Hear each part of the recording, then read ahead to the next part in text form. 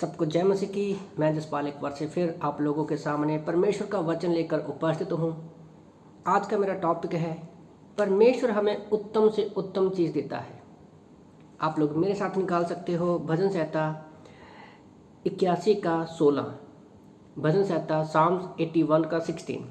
मैं उनको उत्तम से उत्तम गेहूँ खिलाता हूँ और मैं चट्टान के मधु से उनको तृप्त रखता हूँ।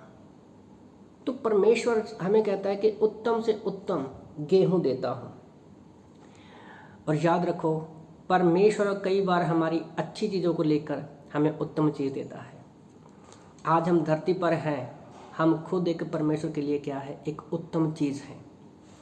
उसी तरह से मैं प्रभु का वचन पढ़ रहा था, रोमियो की किताब अध्याय 8 वचन 32 में परमेश्वर को देना पसंद है। वो प्रभु का वचन कहता है कि रोमन की किताब अध्याय 8 वचन 32 में कि जिन्होंने अपने बेटे तक को बचाकर नहीं रखा वह यीशु के, लेकिन उसने हमें सबके लिए दे दिया, वह यीशु के साथ हमें मुफ्त में सब कुछ क्यों नहीं देगा। तो यहाँ पर क्वेश्चन मार्क है, परमेश्वर क्यों नहीं देगा हमें। तो मैं देने के विषय में सोच रहा था कि परमेश्वर ने हमें क्या क्या दिया है।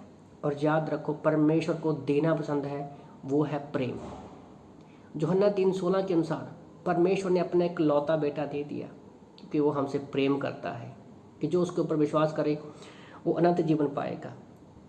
पहला यूहन्ना अध्याय 4 वचन 8 के अनुसार क्या है, परमेश्वर प्रेम है।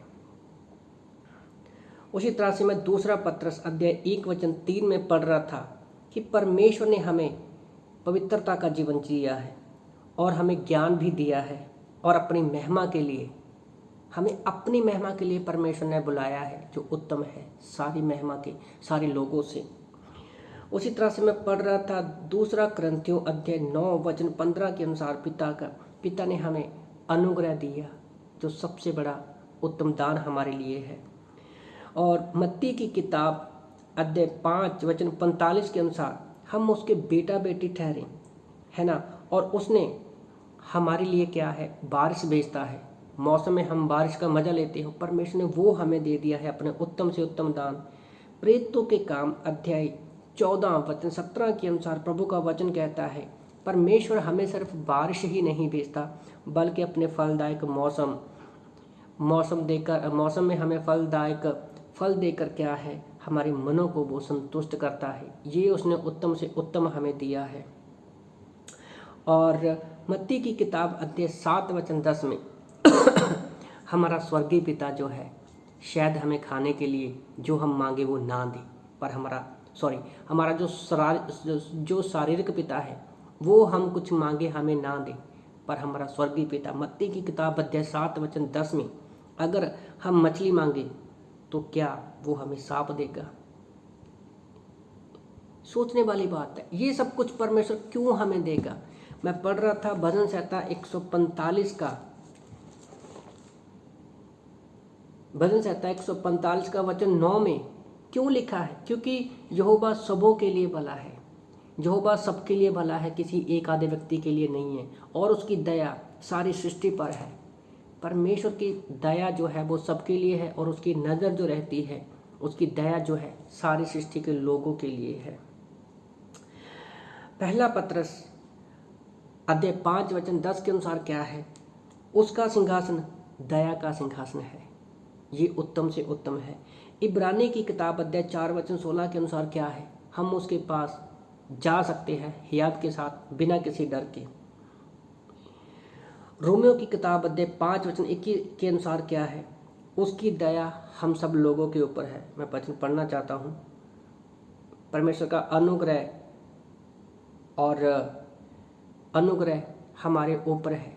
तो मैं इन वचनों से सिर्फ आप लोगों को यही बताना चाहता हूँ कि परमेश्वर की दृष्टि और दया जो है हमेशा हम पर रहती है, और वो सारे सृष्टि पर है, और परमेश्वर हमें उत्तम से उत्तम देना चाहता है।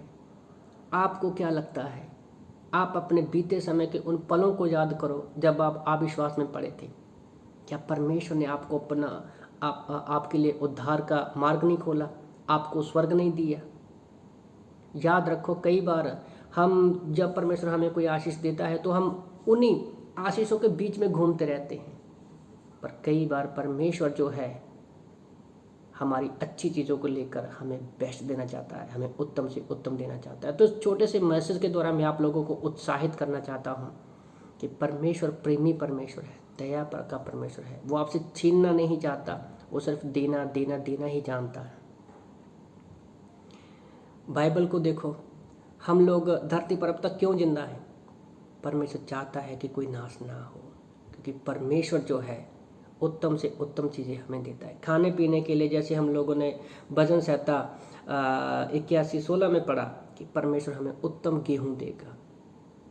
तो इन वचनों से मैं आप लोगों को उत्साहित करना चाहता हूँ कि आप प्रभु के वचन में, प्रेम में, सामर्थ्य में बढ़ते जाइए। पवित्र आत्मा हमें दिया है, वो उत्तम है।